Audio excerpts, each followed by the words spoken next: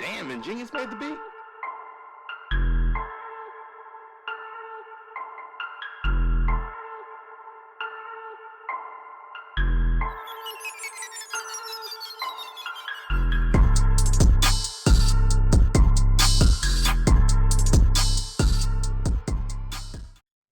I need to be better. Yeah. Coach Wash. I think go ahead. I'm Sorry. sorry. Go ahead, Coach. I used to beat myself up for going, the few years that I did uh not in control of devices. But in all honesty, it's probably the biggest blessing that I had is because in any dichotomy, you need the opposite in order to really appreciate what you have. Mm. You can't really appreciate love unless you felt hate. You can't really appreciate safety until your safety has been compromised in a dangerous situation. You can't appreciate sobriety until you've been an alcoholic. You can't appreciate a relationship with God until you've danced with the devil. You can't appreciate abstinence until you've had your dance with promiscuity. So we beat ourselves up for, man, I can't believe I did that. But now you have context to stay on the straight and narrow. Yep. Because you know what the other side looks like. And it's two forms of motivation. I mean, it's either the carrot or the stick. And to have both of them pushing you towards your future is powerful. Like, I know where I don't want to go back to. I also know where I'm trying to go. So it's easier for me to say, yep, we got to get this done today. Or no, y'all going to a bar. I can't do the bar. I just don't want to be in that environment. Or yeah, no, I'm sorry, I'm practicing abstinence. It's just that comes back down to grace for yourself and appreciation of the journey. Like if God was to, if you ask God, well, if God asked you what type of person you want to be, like at the end of your life, you probably say strong, courageous, really good with people, fit and fight, all these things, all these characteristics that you probably want, right? Well, how do you get these characteristics? The other side of it. Yep. The other side of it. The brunt of the work. Like even in the gym, if you want to build a strong muscle, you have to go through failure in order to build the muscle. But it's like hypertrophy in every area of life. Like the blessing is in that journey of, and I was lost. Like the people that are affecting the world the most, I mean, they had that testimony.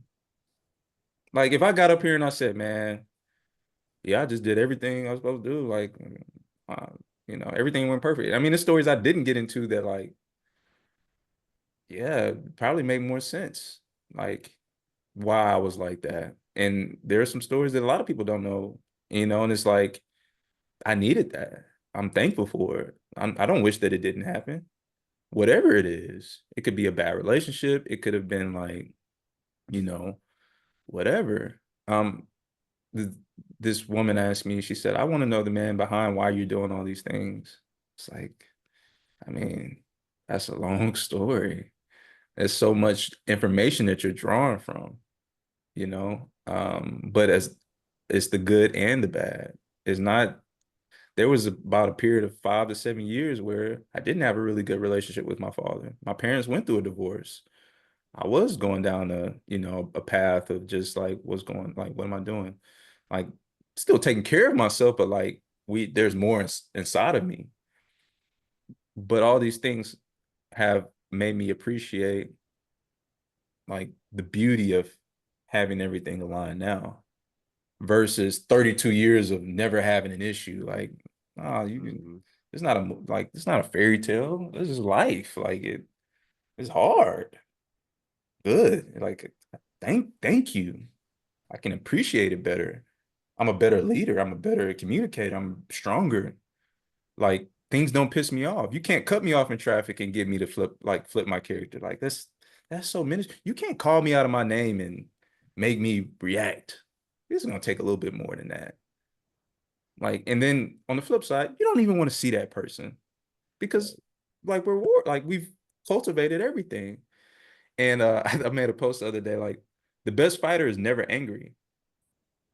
Why is that? Because we've gotten our emotions under control through the fire. So, Luna, if somebody put a drink in front of you now, how easy it is to say, I'm good. I'm good. So I say thank you for the valleys. Not just the you're mountain battle top. tested. Yep. That just shows you're battle tested right there. Yeah. Man, Wash, it is always terrible for you, bro. You always gotta follow. You always gotta follow something really profound. And here it goes again. I'm glad I got to go first. Exactly. Man, I might have to wait. I still have something I wanted to say. I was like, me. maybe I shouldn't say it now. Right. but man, go, Coach Wash, it's on you, brother. You know what? I think well, Luna and Shaun both, they wrapped it up beautifully. I really love how Shaun went into talking about what I call necessary evils, right? Yes. The testimony, there's no testimony without the battle. There's no testimony without the fall, and then the come up from the fall, picking yourself up. That's when we really get to glorify God. I've been talking a lot about that time that Jesus spent going through the wilderness, and I've been heavy in that. I've been feeling that. And Shaun talking about how you had those periods of times where it wasn't pretty. I've been delivered. I failed after deliverance. Had a chunk of time in that fall off, and I had to get back up. But during that time, even the first time I got delivered, I had plenty of testimonies. I had already been through a bunch of crap. But there was some crap I hadn't been through that I couldn't speak on. And it's funny that you said what you said, but like during that time where I fell off, I experienced some things that I didn't experience before. Was like I had to see the other side of this. Now I'm really tested. Now I'm really the OG in the game. I'm Unk in the game. Young blood, I done seen that before. You don't want to do that. You don't want to do that. I'm a better teacher because that's what we're really going through it for. We're here to pass it down. We're glorifying God and we're leading other people to Him. So I took on all of that just like Jesus took on everything that He took on for us. We all do that for each other. Like you said, we're here to serve. At the end of the day, we're here to serve. So always coming back home and coming back to base, I think that helps with the discipline. That's what I got from you. Like just always kind of keeping that in your mind, ingrained in your mind, like knowing your purpose brings you back home every time. Even if you kind of lose your way, that'll bring you back home. That conviction is proof that you're a child of God. Because if you don't have that conviction, well, you're working for the other side. Now, I'm just going to talk through this piece. I'm going to go ahead and get to that. And because I really was writing, this was really being written in a song. And since I'm not going to play the beat in the background, We're just gonna recite it. It's called These Days. These days, I'm a better man. That's word to God, I'm a stronger man. These days, I'm a praying man. That's word from God. We hand in hand. These days, watch what I plan. That word of God, that's what I'm saying. These days, where I land, that's God business. That's where I stand. These demons been haunting me, saying no, now they come for me. Stay with God because he come for me. Toxic people, they don't run for me. Peace of mind, what he done for me. Now it's hard times. If you gun for me, transform like Bumblebee. I'm a God, no jumping me. Bars. Yeah. Bars, bro. Bars. I am very appreciative, Coach Shaun, for you jumping on the pod with us today. Everything that you said today reminded me of something that one of my senseis told me way back when I was early going through martial arts, is um, being battle tested. And one of the things that he talked about being battle tested was he talked about a blacksmith.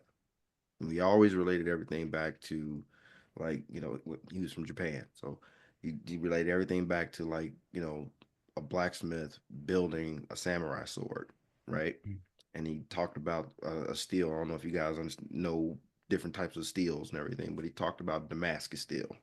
And he's like, you can have two pieces of Damascus steel, and you can have a blacksmith working on building a katana out of one of them, and he only folds the steel over 10 times.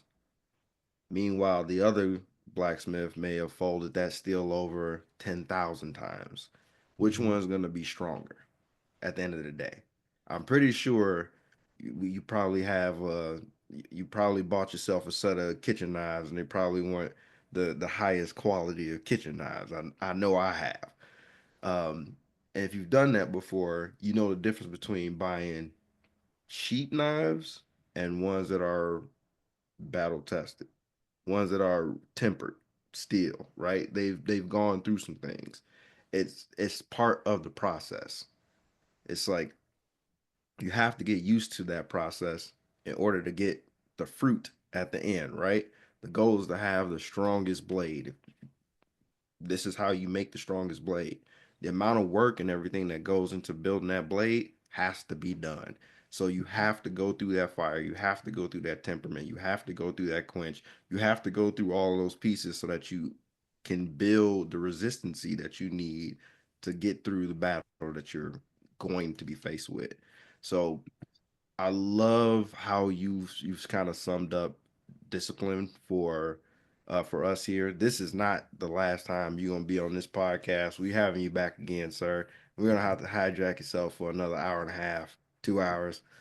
Probably block yourself off for about 4 hours. We probably have a great pre-show at our show.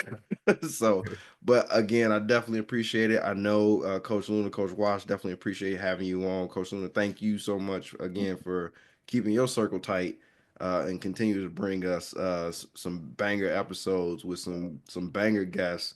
Um, Definitely appreciate that. Again, Coach Life fam out there, if you like what you heard, smack that like and subscribe button if you want to hear more from me, Coach Life fam. Definitely hit up that merch. I know some new merch coming soon. Come on, co-sign on me, bro. You got some hoodies coming? Yeah. I'm still waiting on this white hoodie right now. It's still in the 90s out here, Coach. You said the white one. Right. Yeah. I'm still waiting on the white hoodie right now, bro. Still in the 90s out here in Texas, bro. I'm already wearing this inside because I we got feel you, the bro. AC I feel you. still. It rain out there though. You need a hoodie when it rains, I guess, every once in a while. Again, we got a care package for you too, Coach Shaun. Or on Coach Wash. Yeah. On Coach Wash. So he got you. So when he sees you, definitely make sure to get you What I need to get him loan, he need about 3X, huh?